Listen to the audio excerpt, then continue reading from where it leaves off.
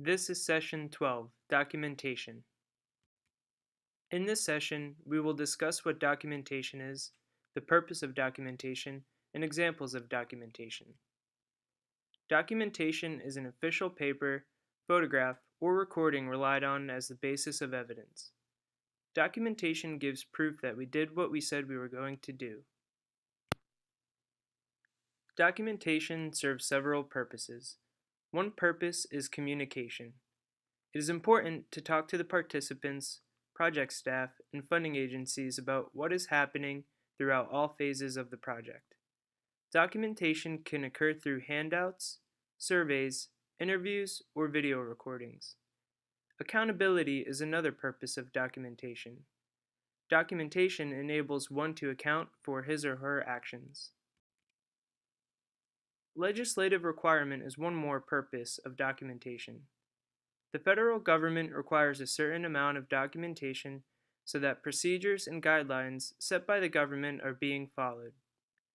The purpose of research is discovery. The only way to validate or verify findings is to document or keep record of what happened, how it happened, and why it happened. Here are some more purposes of documentation. Before funding a project, most funding agencies require proof that an organization is capable of managing the monies requested. After the financial award is made, most funding agencies require proof that the funds are being used for the purposes for which they were granted. Lastly, documentation is used for quality improvement.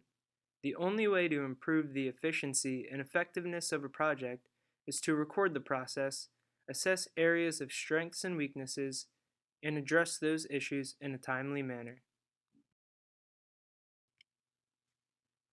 In this project, several forms of documentation will be used, such as baseline and follow-up surveys, Community Health Advisor Memorandum of Understanding, informed consent forms, the Community Health Advisor Training Exam, study team field notes, etc. Here are some take-home points from this session. Documentation gives proof that researchers did what they said they were going to do. It serves several purposes. As we saw in the previous slides, there are many different types of documentation that will be used in this project.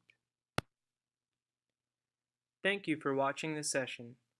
If you would like to review the content of this session, feel free to print out and download the PowerPoint slides found at the bottom of the module section of this online training. You can also refer back to your Community Health Advisor manual you received during the first half of your training. You may now move on to the next session, Ethical Issues in Research.